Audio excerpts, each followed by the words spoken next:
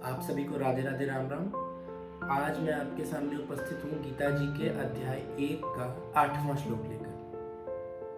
श्लोक कहता है, भावान भीष्मश्च कर्णश्च कृपश्च समितिञ्जय अश्वत्थामा विकर्णश्च सौमदत्तिस्तथैव च। तो अब दुर्योधन अब अपनी सेना के नायकों का नाम बता रहा है द्रोणाचार्य जी को, और हम लोग एक एक नायक से हम किसी न किसी व्यक्ति की तुलना करते हैं, ठीक है।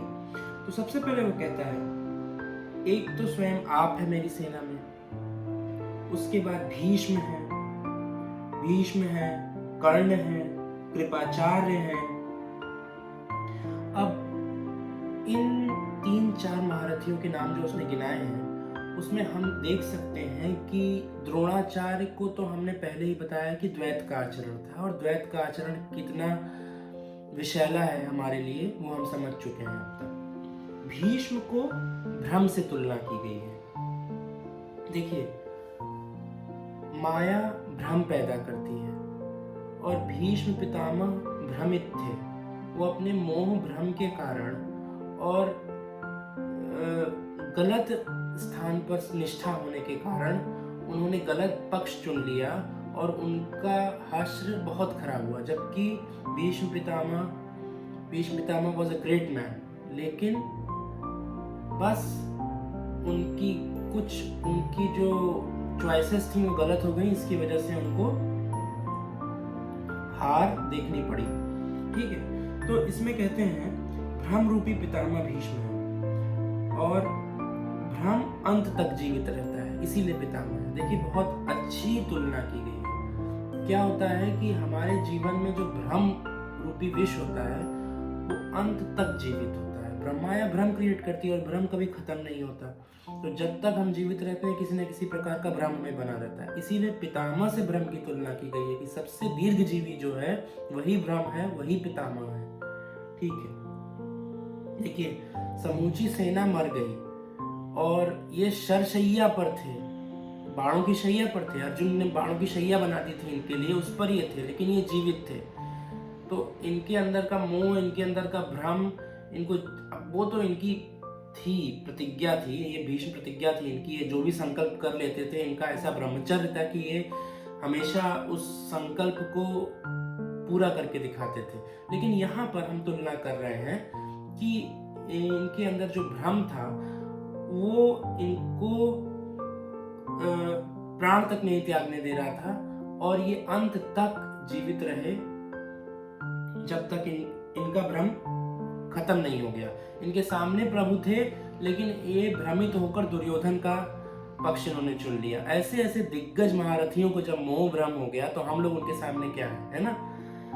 तो उसके बाद कहते हैं, विजातीय कर्म रूपी कर्ण तथा संग्राम विजयी कृपाचार्य। अब विजातीय कर्म रूपी कर्ण था तो सूर्य का पुत्र था, तो कुंती का ही पुत्र, लेकिन उसको हमेशा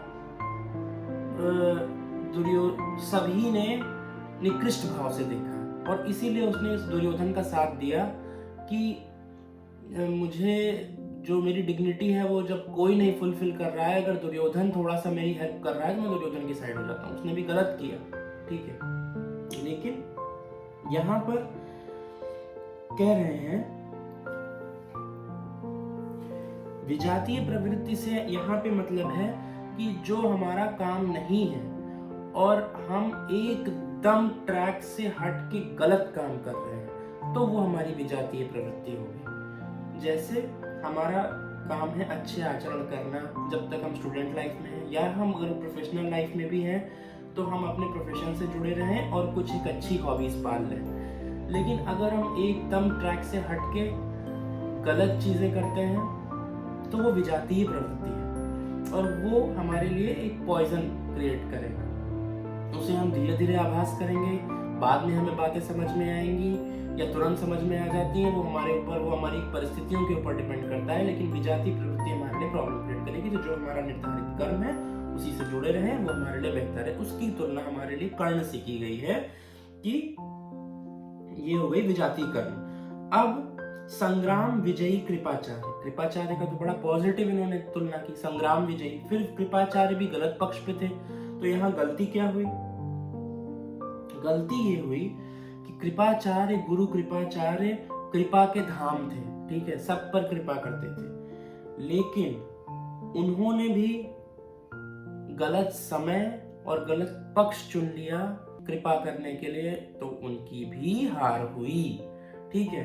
अब यहाँ पे एक एग्जाम्पल दिया है इन्होंने सीता जी का। सीता जी ने गलत समय पे दयालुता दिखाई, लक्ष्मण जी ने लक्ष्मण रेखा बनाई थी उनके लिए कि माता आप इससे बाहर मत निकलिएगा। उन्होंने दयालुता दिखाई कि चलो ठीक है, भिक्षा के रूप में ब्राह्मण आ रहा है मांगने, इसको भिक्षा देने में क्या दिक्कत है। परिस्थितियां ऐसी थी, वो जो भी हुआ, तो अगर वो ऐसा न करती तो रावण उनको न ले जा पाता, ठीक है। तो गलत समय पे की गई कृपा और गलत व्यक्ति के ऊपर की गई कृपा, ये भी हमारे लिए हानिकारक है, ठीक है। हमें अपने मन को स्ट्रांग रखना है, ठीक। गलत व्यक्तियों के ऊपर कोई कृपा नहीं दिखानी है, कोई उनके ऊपर अपना दयालुता नहीं दिखानी है। वो अगर गलत परिस्थिति में है, अपनी वजह से है, उनके अपने पाप की वजह से है। हमारे कृपा करने से उनका उत्थान नहीं होगा। ईश्वर को यदि चाहा, ईश्वर की यदि इच्छा होगी तो वो उनका अपने आप उत्थान करेगा, ठीक। अगला कहता है अश्वत्थामा।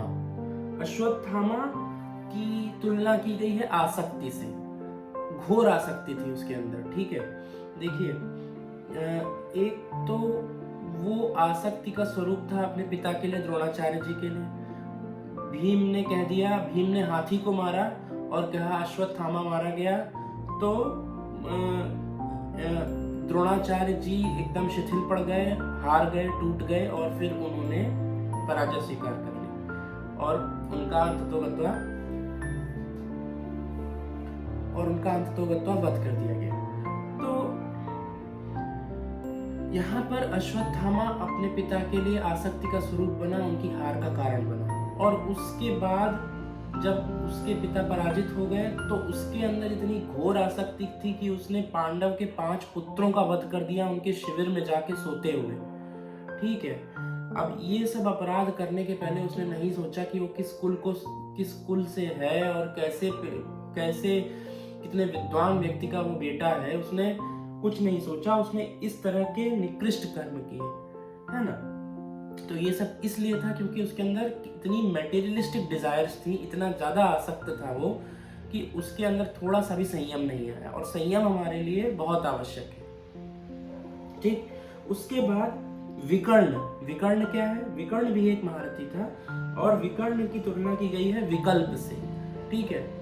देखिए, जब हम बहुत ज़्यादा डिज़ायर्स पार लेते हैं तो हमारे अंदर उस डिज़ायर को फुलफिल करने के लिए कोई ना कोई संकल्प, कोई ना कोई विकल्प आता रहता है। और जब तक हम संकल्प विकल्प से घिरे रहते हैं, हम ईश्वर तक नहीं पहुंच सकते और ना हम अपने गोल तक पहुंच सकते हैं। संकल्प विकल्प सबसे ऊपर उठ के, जैसे हमने पहले भी चर्चा की थी कि त्रिगुणात्मिका माया से ऊपर उठना, न सतोगुण, न रजोगुण, न तमोगुण, सबसे ऊपर उठ के आगे बढ़ के श्री कृष्ण की ओर जाना और अपने कर्मों को करना, ये होता है निष्काम कर्मयोग। और इसी तरह हमें न संकल्पों में पढ़ना है न विकल्पों में पढ़ना है। अगला महारथी है भूरिश्रवा। कहते हैं ब्रह्ममयी श्वास ही भूरिश्रवा है। साधन का स्तर उन्नत होने पर उसकी प्रशंसा होने लगती है कि वह महात्मा है, सिद्ध है, और इस प्रशस्ति से साधक प्रसन्न होने लगता है। देखिए, रिस्पेक्ट हमारे लिए कभी कभी एकदम पॉइजन हो जाती है। जब हमारा मन उतना पक्का नहीं होता और हमें ज्यादा रिस्पेक्ट मिलने लगती है तो हम डावाडोल हो जाते हैं अपनी परिस्थिति से, ठीक। तो ऐसे में क्या होता है कि अगर हम रिस्पेक्ट को हमेशा ये समझें कि ये हमारी रिस्पेक्ट हो रही है, हम बहुत इंटेलिजेंट हैं, हम बड़े आउट ऑफ ऑर्डिनरी है कि हमारी कुछ ऐसे ही हमने कर दिया कि उसकी वजह से, नहीं, ये सब ना हमारी रिस्पेक्ट है, ना कल को हमें कोई पूछेगा, कोई ऐसा कुछ नहीं है। ये बस अगर हमें कोई रिस्पेक्ट मिल रही है तो किसी न किसी ज्ञान की रिस्पेक्ट हो सकती है जो कि हमें हमारे गुरु से मिला है, या हो सकता है किसी भगवत कृपा की वजह से 4 लोग हमारे आगे पीछे घूम रहे हों। हमारी रिस्पेक्ट कभी कोई नहीं करेगा, वो सिर्फ और सिर्फ किसी न किसी रिसोर्स की रिस्पेक्ट है जो हमारे थ्रू उसको मिल रहा है, क्योंकि यहाँ इस वर्ल्ड में केवल और केवल अपने ही उद्देश्य से कोई आपको प्रेम करता है। भगवान के अलावा कोई भी आपको सच्चा प्रेम नहीं करेगा, ठीक है। तो हमें अपनी रिस्पेक्ट को कभी बहुत ज्यादा तवज्जो नहीं देना है, ठीक है। थोड़ा कम रिस्पेक्ट सही, लेकिन हम अपने कंट्रोल में रहें, वो ज्यादा अच्छा है, ठीक है ना। तो इसी के साथ आज के श्लोक को विराम देते हैं। राधे राधे, राम राम।